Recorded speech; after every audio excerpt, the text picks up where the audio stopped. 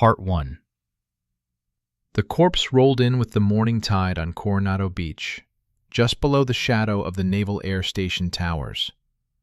A retired Marine walking his dog found it at 0614. A young man, face down in the foam, arms crossed over his chest like he was sleeping off a watch.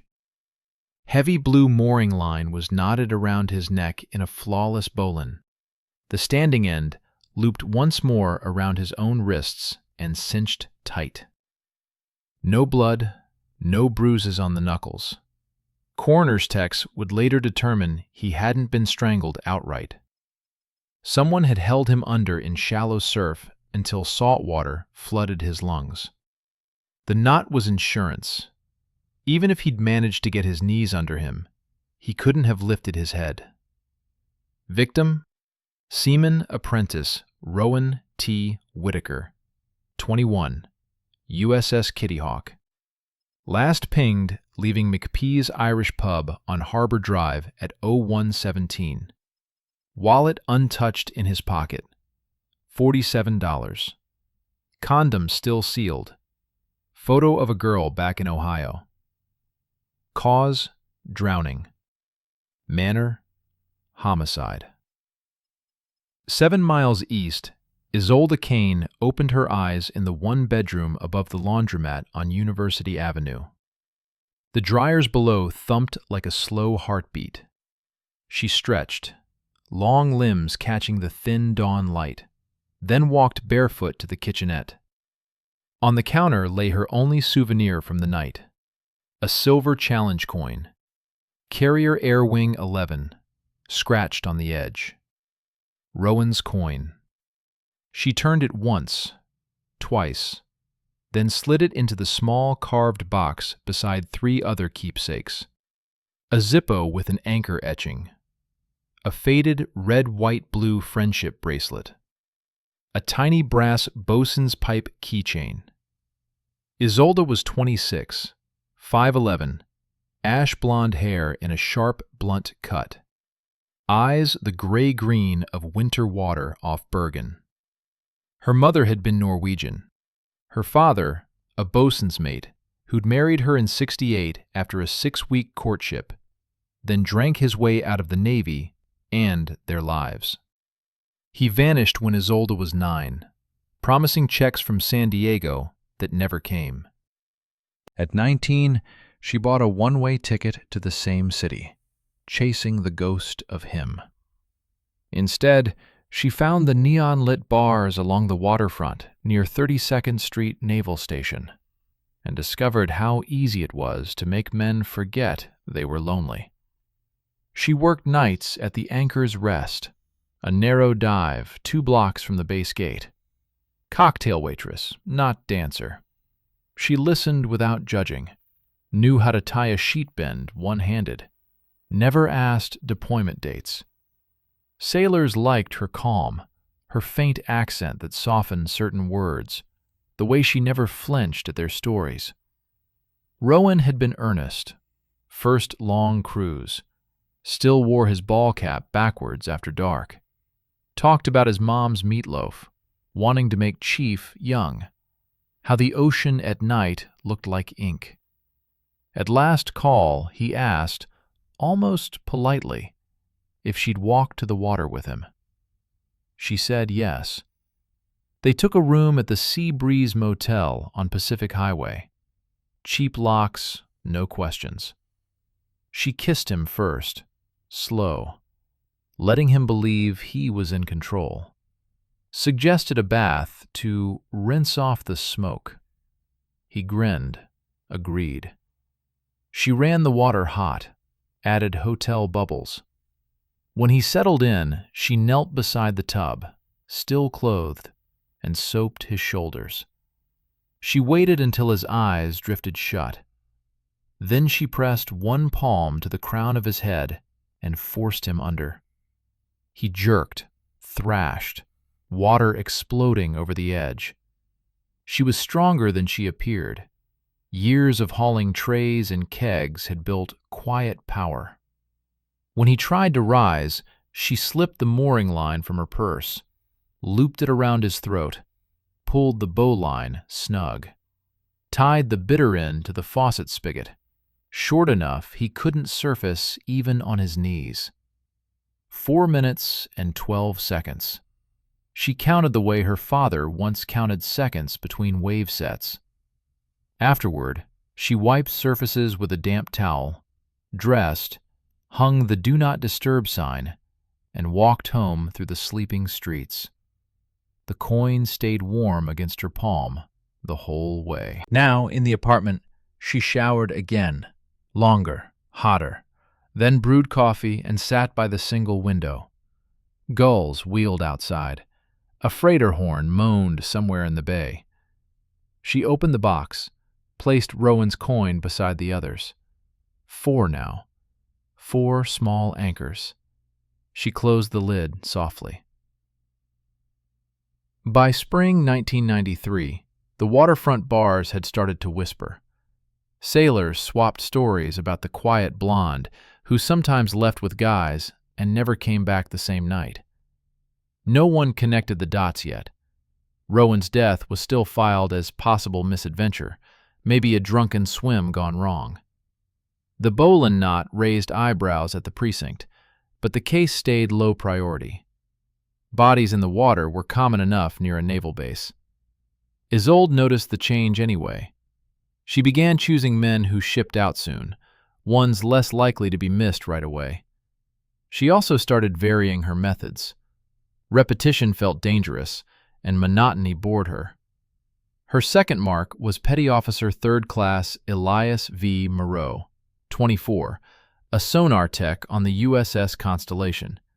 French-Canadian father, born in Quebec but raised in Tacoma. He had the kind of easy charm that made women laugh and men buy the next round. He came into the Anchor's Rest on a Friday in April, still smelling faintly of diesel and ozone from a long sonar watch. Isolde served him a double maker's mark, neat. He tipped 20 on a $10 tab and asked if she ever got tired of the same faces. She smiled. Only when they stopped surprising me. They talked until last call. He told her about underwater acoustics, how the ocean swallowed sound like a secret. She told him she liked secrets. When the lights came up, he offered to walk her to her car. She said she didn't have one tonight. Would he mind driving her home? They didn't make it that far. Instead, she suggested a late-night picnic on the bluffs above La Jolla Cove. She had a blanket in her bag, a bottle of cheap rosé, and a small glass vial tucked in the lining. The vial held tetrodotoxin, a few milligrams extracted from pufferfish liver, bought through a discreet contact at a marine biology supply house in La Jolla. She'd read about it in a toxicology textbook she'd found at a used bookstore near SDSU. Fast-acting, mimics heart attack or drowning if dosed right, almost impossible to trace without specific suspicion. They spread the blanket under the moon. She poured wine, laughed at his jokes, let him kiss her neck. When he leaned back on his elbows, she slipped the toxin into his glass. A few drops, colorless, tasteless. He drank it in one swallow, still talking about how the stars looked sharper at sea. 20 minutes later, his lips tingled. Then his fingers. He laughed it off as too much wine. 10 minutes after that, his legs stopped working. He slumped sideways, eyes wide, trying to speak but managing only wet gasps. Paralysis climbed his diaphragm. She sat beside him, stroking his hair, whispering that it would be quick. When his breathing stopped, she rolled him gently to the edge of the bluff. The drop was 30 feet onto rocks and surging tide. She waited for a wave to crash loud, then pushed. The body tumbled, hit the water, disappeared. The blanket went into a dumpster behind a strip mall. The vial she rinsed in the surf and crushed under her heel. Elias was listed missing 3 days later. His car was found parked near the cove, driver's door ajar, keys in the ignition. Search teams combed the coastline for a week. A fisherman eventually snagged the body near Point Loma, bloated and battered by rocks. Autopsy cited drowning, water in the lungs, no drugs on standard screens. The tetrodotoxin metabolite was too obscure. No one tested for it. Isolde kept his Zippo lighter. It joined the box. The third kill came in October 1994. Gunner's mate second class Declan R. O'Shaughnessy, 27, wiry Irish-American from Boston, tattoos of shamrocks and crossed cannons on his forearms. He liked to brag about his shooting scores and his tolerance for Jameson. Isolde let him buy her shots until the bar closed, then suggested they continue at an abandoned warehouse near the old tuna cannery on the waterfront. She said she knew a spot with a view of the Coronado Bridge at night. The warehouse smelled of rust and old fish. Moonlight came through broken skylights in thin silver shafts. Declan was buzzed, eager. She kissed him against a rusted beam, then led him deeper inside. In her coat pocket was a length of half-inch ship's hawser, salvaged from a scrap pile near the docks. She'd fashioned one end into a simple garrote handle, wrapping it with electrical tape for grip. She asked him to close his eyes for a surprise. When he did, she stepped behind, looped the line around his throat, crossed the ends, and pulled. He clawed at the cord, feet kicking against concrete. She braced one knee against his back and leaned her weight into it. The hawser bit deep. His struggles slowed after 90 seconds. She kept tension until 2 full minutes passed, counting heartbeats. Before she left, she used a utility knife to carve a small anchor shape into the skin above his left collarbone. Not deep enough to bleed much, just enough to mark. A private signature. Declan's body was discovered 2 days later by a security guard checking for squatters. Homicide detectives noted the garrote marks and the anchor cut. They also found a single long ash-blonde hair caught in the tape on the line. The hair went into evidence, but the case stayed cold.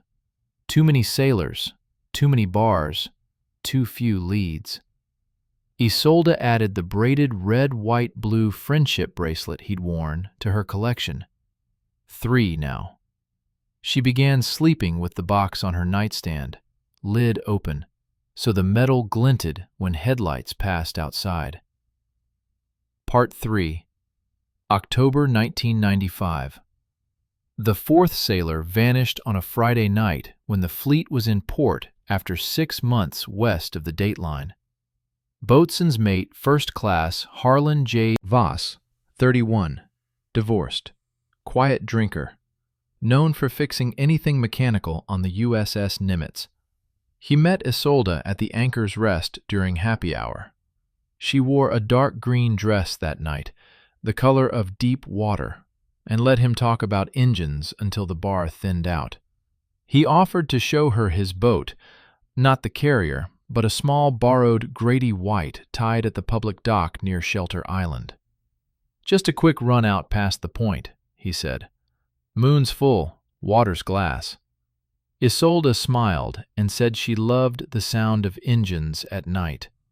They motored out under the Coronado Bridge, past the blinking channel markers, until the city lights shrank to a low glow. Harlan cut the motor and let the boat drift. They drank warm beer from a cooler. She kissed him against the console, then suggested they cool off with a swim. He laughed. Water was 62 degrees, but she slipped out of her dress anyway, down to black underwear, and dove in clean. He followed. She swam lazy circles around him, laughing, pulling him under for playful kisses. Then she guided him toward the stern. "Hold the swim platform," she whispered. "I want to try something." When he gripped the platform ladder, she climbed back aboard, quick and silent. She'd already rigged it earlier. While he was below checking the bilge pump, she'd loosened the shore power cord connection at the transom outlet, frayed the insulation just enough, then submerged the live end in a bucket of salt water she'd brought aboard. Salt water conducts. She waited until he was chest deep, hands on the ladder. She flipped the breaker on the dock box from the boat's deck. The current hit him like a hammer. Body locked rigid, muscles seizing, head thrown back in a silent scream. 40 amps through salt water and wet skin. He convulsed once, twice, then went limp, still clinging. She waited 30 seconds, then used a boat hook to pry his fingers loose. The body slipped under, face up for a moment, eyes wide and blank. She cut the power, coiled the damaged cord, wiped the breaker panel with her sleeve. Harlan's body surfaced 2 days later near the kelp beds off Point Loma, carried by a lucky current. Autopsy listed electrocution and drowning. The burn marks on his palms and chest were attributed to contact with a faulty shore power line, a known hazard at older docks. No one looked for sabotage. The Grady White was found adrift the next morning, keys in the ignition, no sign of struggle. Isolde kept the small brass key fob he'd worn on his belt loop, engraved with Nimitz 1994. 4 now. The San Diego Police Department's homicide unit finally connected the dots in early 1996. 4 sailors, all from different ships, but all heavy drinkers, all last seen in the same cluster of bars near the 32nd Street gate. All found in or near water. The bowline drowning, the garrote with the anchor cut, the suspected misadventure on the bluff, now this electrocution. Different methods, but the same signature. Maritime theme, no sexual assault, no robbery, victims chosen for isolation. Detective Lieutenant Mara Voss, no relation to Harlan, pulled the files together. She was 42, 15 years on the job, tired eyes and a smoker's rasp. She requested assistance from the FBI's Behavioral Analysis Unit in Quantico. The profile came back 2 weeks later. Likely female, mid to late 20s, attractive, local knowledge of the waterfront and Navy culture. Possible grudge against the Navy. Father or ex-partner in service? Organized, intelligent, escalating confidence. Souvenir-taking probable. Sexual component secondary to power, control. Mara's team started quietly. Re-interviewed bartenders at the Anchor's Rest and 2 other dives. Showed photos of the victims around. A few people remembered the tall blonde with the accent. One barback said she always left with guys who were shipping out soon. Another recalled her tying knots behind the bar for tips. She does them perfect, like she grew up on boats. They pulled DMV records for women matching the description in a 5-mile radius of the base. Isolde's name appeared. Driver's license photo from 1993, address on University Avenue. No priors, no warrants. Clean. Mara sent 2 plainclothes to watch the Anchor's Rest on a Saturday night in February. Isolde was there, working her shift, smiling at a new group of sailors just off a destroyer. She laughed at their jokes, poured shots, moved with the same calm grace. They didn't approach. Not yet. But Isolde felt eyes on her that night. She glanced toward the door more than usual, scanned faces. When closing time came, she left alone, walked the long way home, checking reflections in shop windows. She didn't stop. Stopping would mean fear had won. Instead, she opened the carved box when she got home and ran her fingers over the 4 items inside. Metal cool against her skin. She smiled into the dark. February 1996. The pressure was building like a low-pressure system off Baja. Slow, inevitable. Detective Mara Voss had a task force now. 4 detectives, 1 FBI profiler on loan, and a borrowed analyst from NCIS who knew Navy personnel files inside out. They called the killer the Siren in private memos, half joking, half serious. The name stuck. They ran surveillance on the Anchor's Rest 3 nights a week. Isolde worked her shifts, same calm smile, same measured pores. She noticed the new faces, the quiet men in civilian clothes who nursed 1 beer for hours. But she didn't run. Running would confirm guilt. Instead, she adapted. Her 5th kill was deliberate escalation. She needed to feel the edge again. Petty Officer 2nd Class Theo K. Langston, 29, aviation ordnanceman from NAS North Island. Broad-shouldered, quiet laugh, collected antique nautical charts. He came in on a rainy Thursday, soaked from the shuttle ride, ordered a Guinness. Isolde served him, lingered. They talked about old maps, how the sea used to swallow ships whole and give nothing back. He showed her a faded chart of San Diego Bay from 1890. She traced the coastline with 1 finger and said, "Some places still hide bodies." He laughed. She didn't. Closing time, she suggested a walk to the old coastal battery ruins south of Cabrillo National Monument. Abandoned, quiet, great view of the city lights. He agreed. They drove in his pickup, parked at the trailhead, walked the dark path carrying a flashlight and a bottle of bourbon. The ruins were concrete bunkers overgrown with ice plant, wind howling through gun emplacements. She led him inside one, kissed him hard against the damp wall. Then she asked him to close his eyes for a surprise. When he did, she slipped behind, pulled a small grapnel anchor, 4-pronged, 12 pounds, rusted but solid, from the canvas bag she'd carried. She'd found it months earlier on a scrap heap near the shipyard. She swung once, hard. The fluke caught him across the temple. He dropped without a sound. She hit him twice more. Ribs, back of the skull. Methodical, not frenzied. Blood pooled black on the concrete. When he stopped breathing, she dragged the body deeper into the bunker, wedged it behind a collapsed gun mount, covered it with loose rubble and driftwood. The anchor stayed beside him, 1 fluke still wet.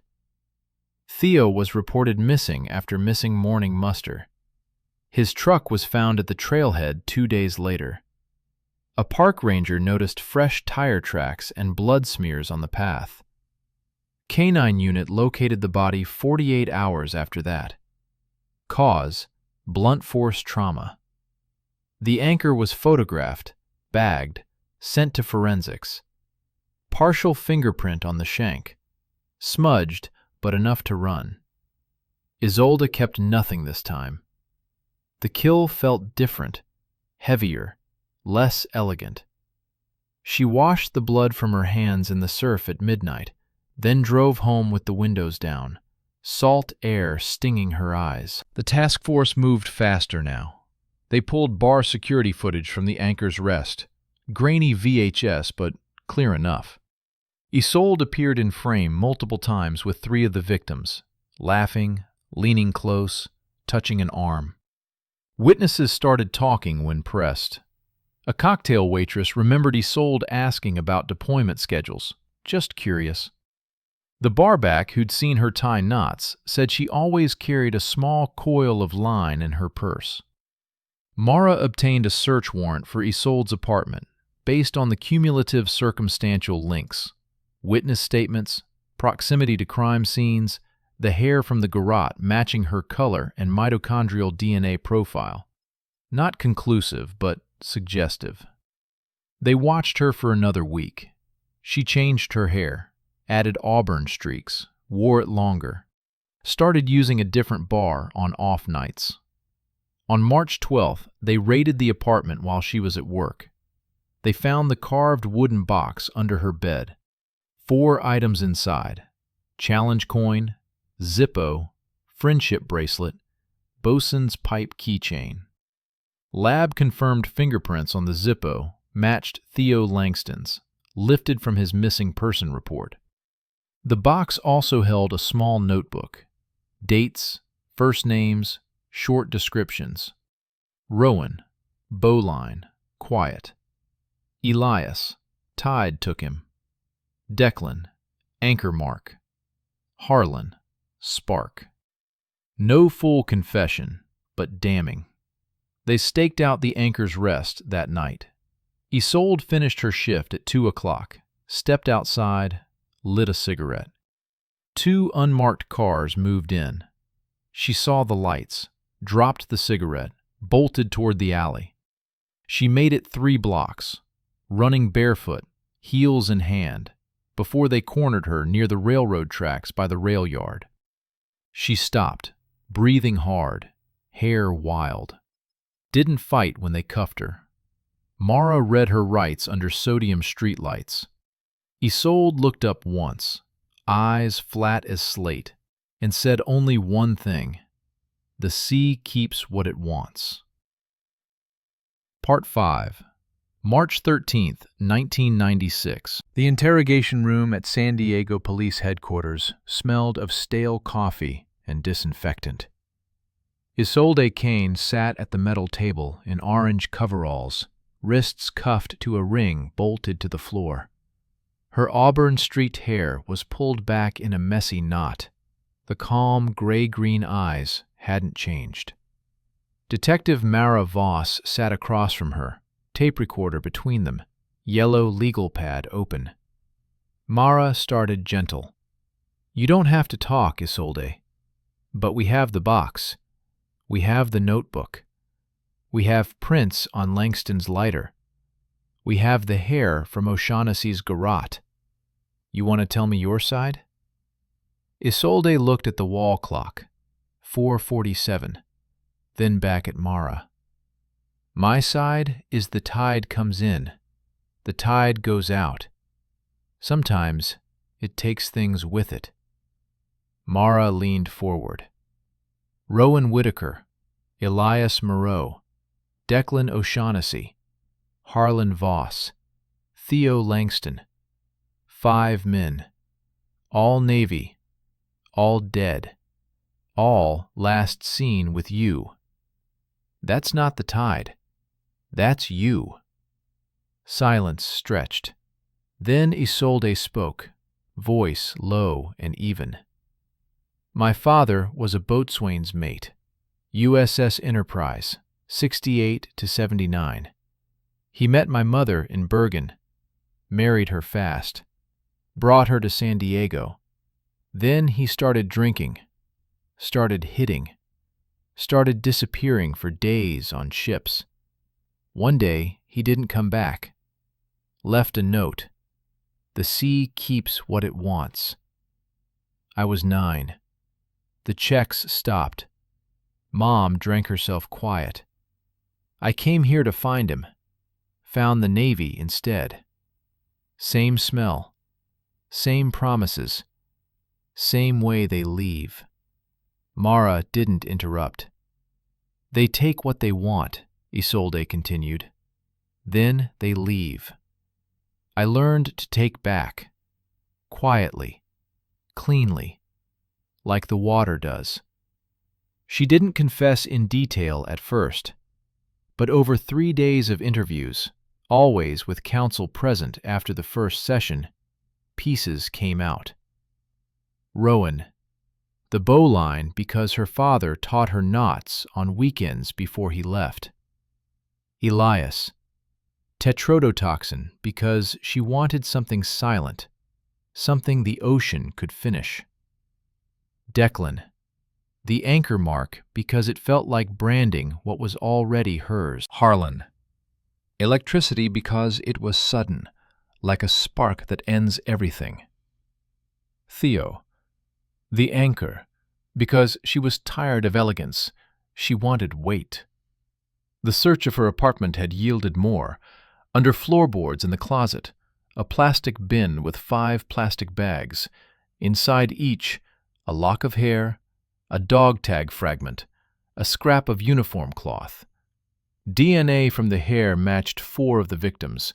Rowan's sample was degraded but consistent. The notebook entries matched dates and locations within hours. A partial latent print on the grapnel anchor belonged to her thumb. NCIS cross-checked leave and liberty logs. All 5 men had been ashore the nights they vanished. No overlapping shipmates or known connections, except the bars near the base. Isolde had no alibi for any night. Cell records, primitive in '96, placed her phone pings near the crime scenes. On March 20th, she was formally charged. 5 counts of first-degree murder with special circumstances, multiple victims lying in wait. Bail denied. She was transferred to the county jail downtown.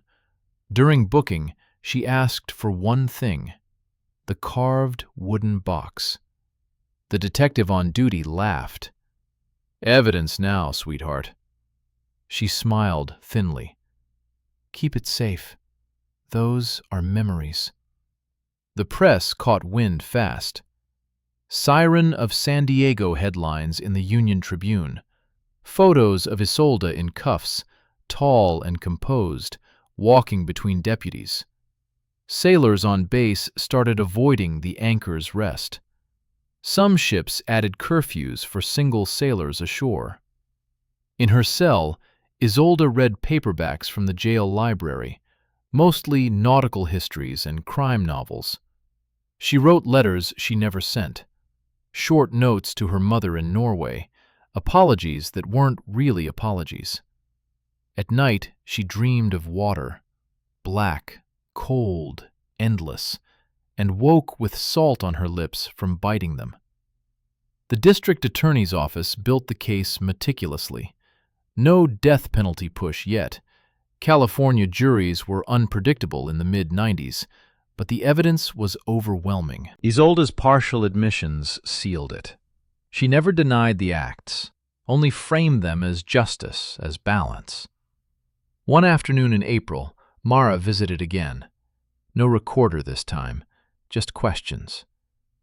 "Why stop at 5?" Mara asked. Isolde looked up from the paperback.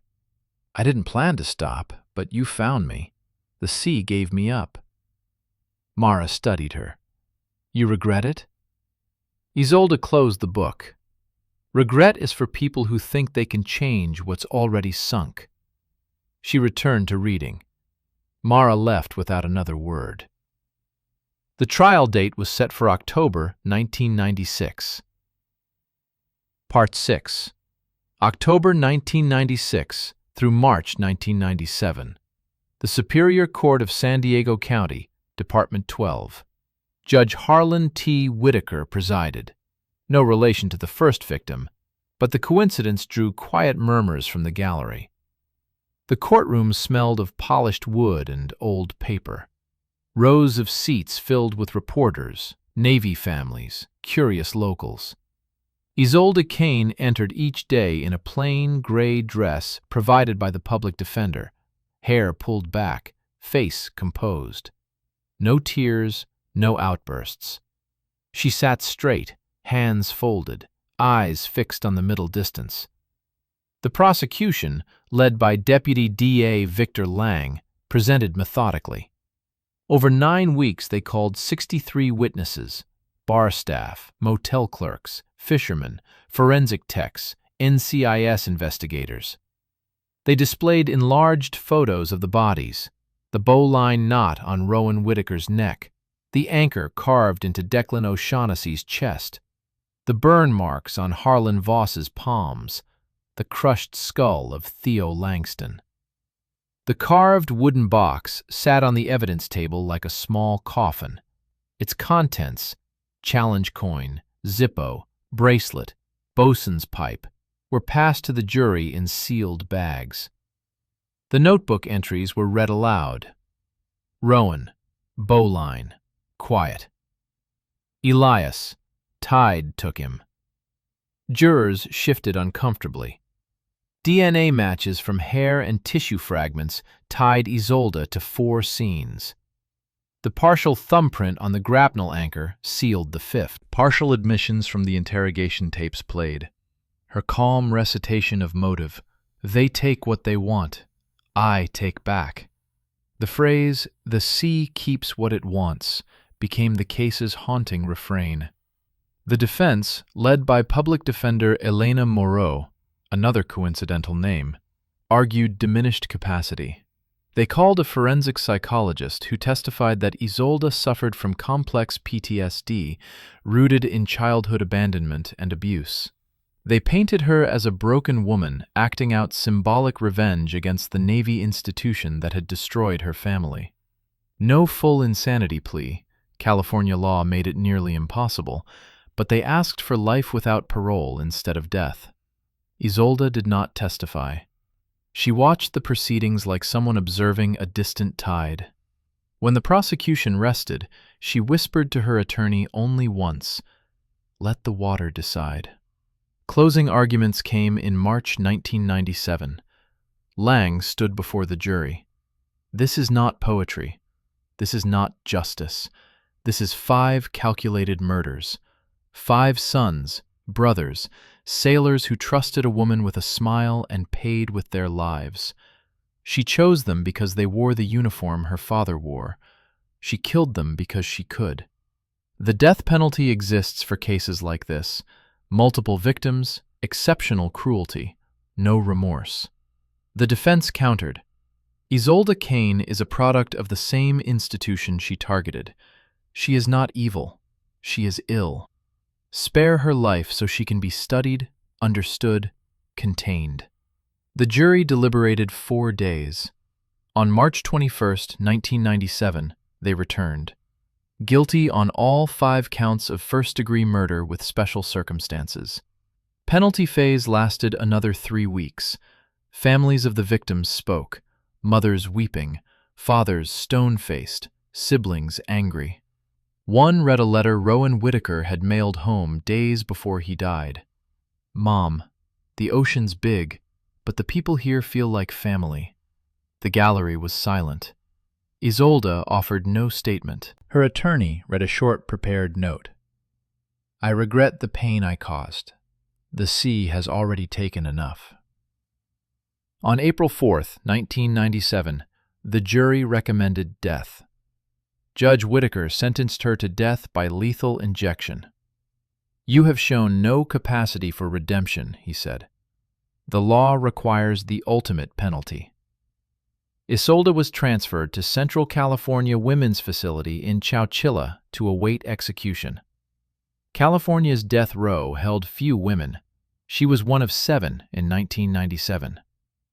She spent her days reading, nautical histories mostly, and writing unsent letters. The carved box remained in evidence storage, never returned. Years passed. Appeals dragged on. In 2000, the Ninth Circuit upheld the conviction and sentence. Execution dates were set and stayed multiple times. Legal challenges to lethal injection protocols, mental health claims. Isolde grew thinner, quieter. Her hair turned silver at the temples. In her cell, she kept a small seashell on the windowsill, smuggled in by a sympathetic guard. At night, she listened to the wind through the bars and imagined it was surf on Coronado Beach. She never spoke of regret again. One evening in late 2000, after lights out, she traced the shell's ridges with one finger and whispered to the dark, "The sea keeps what it wants." And somewhere far off, beyond the prison walls, the Pacific answered with a low, endless sigh.